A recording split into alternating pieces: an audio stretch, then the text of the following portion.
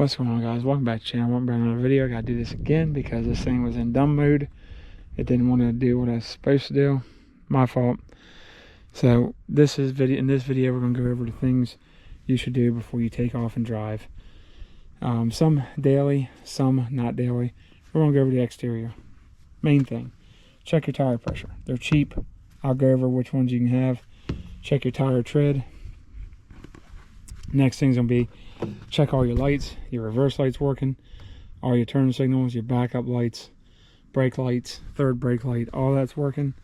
You want to check that. Headlights, you want to check them, all four tires. If you notice any huge gouges in the tire or anything, get it replaced. If you can, get it fixed. Fog lights are working, headlights are working, check all that. Next thing you all want to check, any puddles underneath. Now I've spilled some oil underneath this truck. I didn't overfill the engine. I overfilled the funnel and it overflowed. That was a nightmare. It took me about an hour to clean everything up. Had to jack the truck up, take the splash shield out, clean everything good with some degreaser and rags, some good shop rags, and just cleaned everything and then let it dry and then double checked it. Everything's good. Had to clean the top of the catch can off. That's a pain in the butt to clean off. So what I would do, filling the oil in this thing, I just unmount the catch can, unhook all the lines next time and take it off and get it out of the way, to be honest, because the way that sits, it's not straight up and down like other older models. It's on the side and it's a pain in the butt. So you want to check any of your hoses for any cracks or major signs, any coolant leaks or anything. You want to check your air filter if you need to, your battery, if you got any green crusties.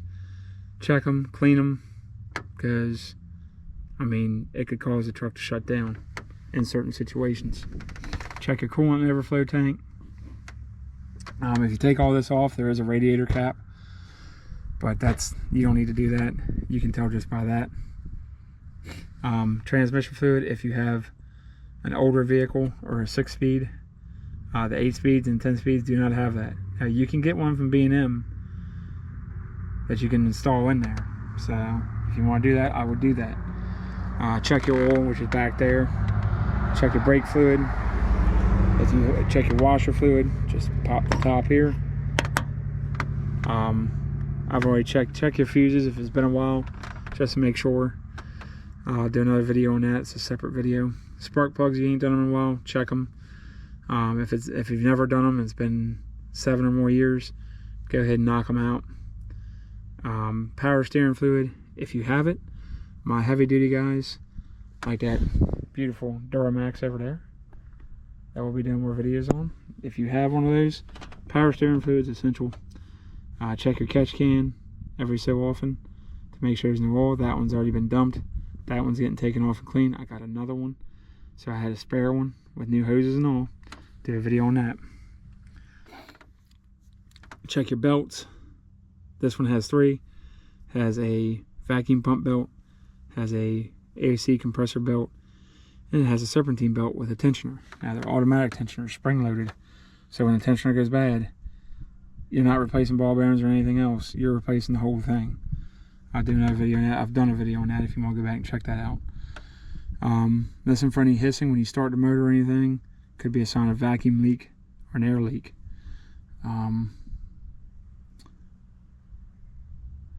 Make sure all your exhaust is good if you haven't done it in a while. And this isn't the daily thing necessarily. Make sure your latches are lubricated. Brake fluid, of course. Okay. Headlights, tail lights. I've already been over that. Tire pressures, wiper blades. You want to check them. Those are still good. I cleaned them. Check anything else for broken, not working. Check all your doors, windows. When you get in the truck, okay, make sure your interior lights are all working. You fire her up. Check your gauges. Make sure all your gauges are working. Turn your headlights on, of course. Make sure the transmission goes into gear and all as it should. I say I don't have my foot on the brake, it's not going to go in gear. That's a good sign. Check all this. Check your pedals and all. If you want to test your park and brake, make sure that works. Check your seat positions and all. Make sure they're where you want them. And when you're driving a truck, I don't want the battery to go dead. So I'm going to close the door here. When you get in the truck and fire it up, you want to see where your oil pressure is at. Now on these 14 to up Silverado 5.3s and 6.2s and 4.3 V6s, which they don't make anymore, you're going to have 40 plus on startup when it's cold or when it's warm. It has a variable oil pump is what they call it, and it gives you, if it drops below 30, keep an eye on it. If it drops below 20, I think it is, you want to get it checked out, because you could have oil pump failure or an oil leak somewhere that's not supplying adequate oil to the pump. Check your battery voltage. When you have just a key turn and nothing started, it should be over 12 volts. When the truck's running, I have a gauge up here that tells me more.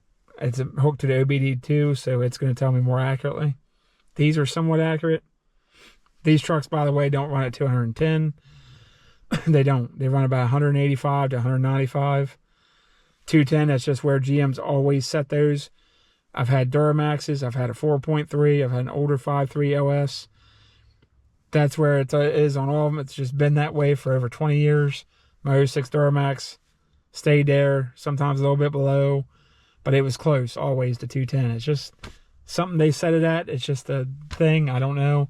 I've got warnings on this, so if it senses the temperature is getting too high, it'll alert me. Hasn't done it. I change my coolant. I do everything on schedule, actually before schedule, just because fluids are cheaper. They're not cheap, okay? I'm not going to say it's cheap. It's cheap. They're not. But versus a radiator, a condenser, a transmission, an engine, differentials, it's cheaper than that by a long shot, especially if you can't do the work yourself. It's bad enough if you can do it yourself, because you got time and money into it and painstaking labor. It's not necessarily difficult. It's just a pain in the butt. And if you work as a mechanic all day, that's the last thing you want to do when you get home for another 4 or 5 hours in the cold or in the hot. If you don't have a garage, you have a garage, it's a lot easier. One day maybe I'll have one. You want to make sure all your windows are operable. Okay, so we'll go ahead and do that. We can just throw in the accessory. And this one is the only one on this one. The newer ones, I think they all do it, where you push the button once, it goes up and it goes down. The rest of them you got to push and hold. So just check them all. Make sure they all go up and down. Check your radios. Any kind of malfunction on your AC. If you get in and your AC is blowing hot in this hot summer and it's blowing hot all the time, you either have a condenser leak, you either have a heater core down there bad, or I think they have another condenser in there, or you have a failed compressor or stuck compressor, or you're low on Freon. Could be that simple. If you get in the winter and it's blowing super cold, you have a heater core problem, more than likely, or something wrong with the heater, or the blowers, which is a nightmare if you have to take all this dash apart. You want to check any dummy lights. Battery light comes on, airbag light, check engine light, anything like that. You got a scan tool, like I do at work, check it out. It'll point you in a direction. Sometimes it'll give you exactly what it is. Not often, but sometimes you can get lucky, and it'll pretty much tell you by the code what exactly it is, or be pretty damn close. Most time you'll have to do a little bit of digging. Sometimes you'll have to do a shit ton of digging, especially if it's an electrical issue. You might have to back probe and all that kind of crap. Check your vents, make sure they're clean. Check your pedals, make sure they're working. They depress and come back real easy. There's no issues. Check your seats. Check your shocks for any leaks.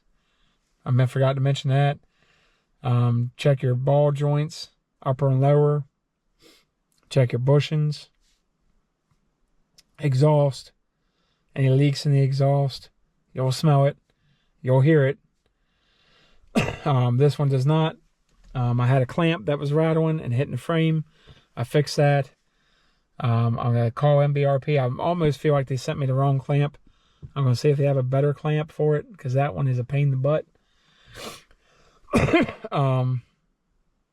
But this is essential, guys. Make sure your windshield's clean. This windshield hasn't been cleaned, but I put the ceramic on it. Cleans up great. So, heated seats, 4-wheel drive. You want to use that every now and then, just to make sure the fluids get circulated through the differential. This has been working perfectly. I wouldn't recommend automatic 4-wheel drive, where it senses depending on the terrain and the environment, because apparently they've had a lot of issues. Even now, they still have issues. I think the newer ones, like the Trail Bosses and up, the revised Silverados, with the different body style, the T1R, TR1X, or whatever it's called, after the K2XX platform, which is what this is. I think they put a different 4-wheel drive transfer case in them. I don't know if it's a 1-stage or a dual stage. I think this is a 2-stage on this one. Of course, this is a 2LT, 2017 2LT, Silverado 1500 crew cab, all that crap, regular bed, All-Star Edition, Z71 package, the fancy Rancho shocks, which aren't that great. Looking at upgrading some stuff. But you want to check your wipers, make sure they're working, the washer fluid's working, do all that, turn signals. Heated seats if you have them, cooled seats if you have them, bed lights, all your controls here, traction control light, all that. Have any of those lights on, get it checked out. If you can't do it, have somebody that you trust. A local independent shop. If you have a dealer you trust, great. They're hard to find anymore. Some are okay, but boy, it's a shame. But that's how it is right now. Trying to think of anything else I missed. Make sure all your electronics in here are working, your chargers, charging ports. I'll go over stuff to have in your vehicle to keep in there. I've got a revise underneath my back seat, so I'm not going to do that yet. But those are things you just need to check. Tire pressure being the main one. Any leaks, your oil, all that stuff. You obviously don't want to overfill your engine oil. You obviously don't want it underfilled. You don't want to burn your bearings up. You don't want to starve your engine oil. And you don't want it overfilled and blow any kind of gaskets or pistons or anything else. Especially in a diesel. Now these, I let this sit. When it's really super cold, it gets below 20. I let it sit for 2 to 5 minutes max, just to get the vehicle warm. The 6-speed doesn't like to drive cold real fast. So let it warm a couple minutes, let the transmission fluid and the oil get flowing, and then drive it down the road normal. And then once it gets up operating temperature, usually takes 8-10 minutes, something like that, then you're good to go. Do you need to let it sit here and get up to operating temperature? No, not unless you want carbon deposits build up on your injectors and everything else. I wouldn't. It's your vehicle. You want a shorter vehicle life, do it. It just depends on the situation. Sometimes it's not a bad idea to let it warm up some, 2 to 5 minutes. 2 to 5 minutes max. But in the summer, 30 seconds or so, usually you can just take off down the road like normal. When the temperature is above, I'd say probably 40 or 50, you're generally good to go in this truck. In mine. Maybe not yours, I don't know. If you can't, or something happens, or it doesn't feel right, or doesn't sound right, just get it checked out. Might be something small. You don't want it to become something big. Just like this, it wasn't acting right. The light came on. I cleared it. Didn't really point to anything. I checked the normal stuff, the PCV system and all, and the evap system. Didn't get a chance to drop tank. I said that's what it's pointing to. Didn't get a chance to check a scan tool. Took it to my independent shop. That's what it was. That's what I figured it was. That's what I told them it was. That's what it looked. Save me some money, guys. Be your own advocate. You can save yourself some money. You can point them in the right direction, maybe. Just tell them, say, hey, I checked it with this, that. They're going to say, okay, you're going in the right direction. We're going to check that for you. If you got a good shop. Some shops might tell you to go F yourself. If they do, maybe find a different shop. Because they don't want to take a ton of time either. especially if they're busy. You know, they want to get your stuff. If it's simple, get it fixed, because it's costing them more money than they're going to make on it more times than not. And I knew my injectors weren't doing right because of my fuel economy. My injectors were clogged a little bit. Now, I do have a recall, and I haven't had any P219A or nothing with that on this truck except for a vacuum leak. A hose was almost unhooked on my catch can. So that's why you check that, because that could have ended very, very badly and sucked something into the engine that you don't want in there. So I had them clean those. They were dirty. They cleaned them. Fuel mileage went right back up to what it was normally. So yeah, that's all they did. And they checked my O2 sensors. Didn't charge me for it. They checked them.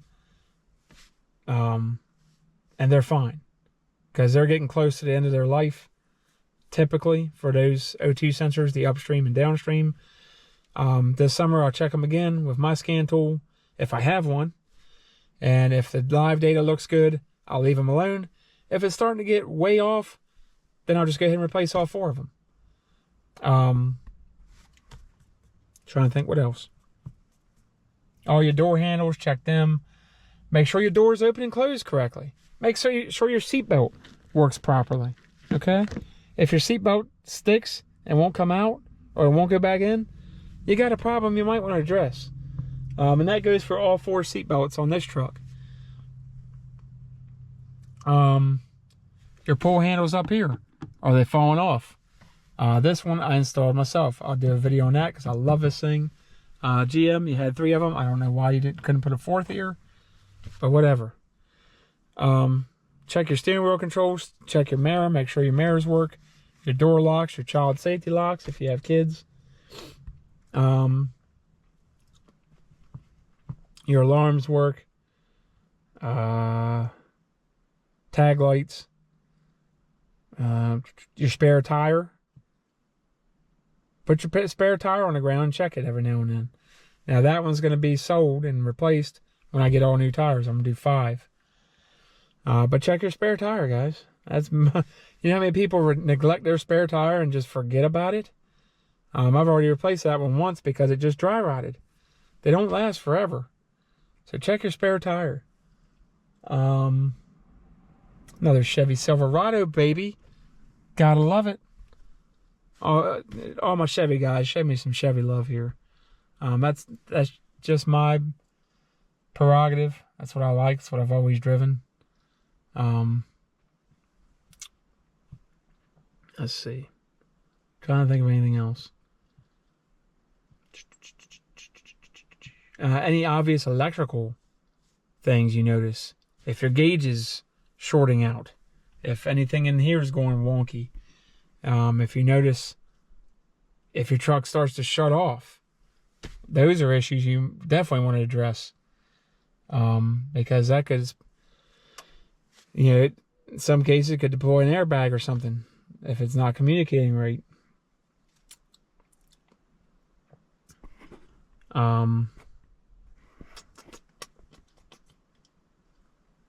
Your transmission shifter, when you go to shift it, run it through all the gears, reverse, neutral, drive, manual. Run it through all that and just real nice and easy, and that helps get the fluid moving a little faster too. When you do that, helps warm the transmission up, allows the fluid to flow through the gears and get through all the solenoids. So that's not a bad idea. Check your trail brake controller if you have one. Or if you have an aftermarket one, make sure that's working properly. Whether you got a 4-way or a 5-way or a 4 into 5 or a 9-way or whatever. Check all your plugs, make sure no corrosion. I check the fuses on that panel, and then main block and under the hood. Just make sure no green crusties or nothing obvious. And then I have another way to check them to make sure that none of them are blown. That is a lot easier than pulling every fuse and checking every damn fuse, because that'll get on your daggone nerves. Run through your driver information center if you have an electronic one like mine. It'll tell you your transmission fluid temperature, tell you your trip A, trip B, long-term fuel. This will tell me my long-term fuel trims, short-term fuel trims, fuel pressure, all that good stuff. That's another thing I noticed about my injectors. My fuel pressure was low at idle and while driving at high RPMs. So something was off. Dirty injectors, it'll do that. Especially on direct injection engines. So if you all love these videos, show me some love. You know what to do. You know what to do once we hit 100. Check out for that free giveaway, baby. Love y'all. Enjoy your vehicles. I'll catch you on the next one. Peace.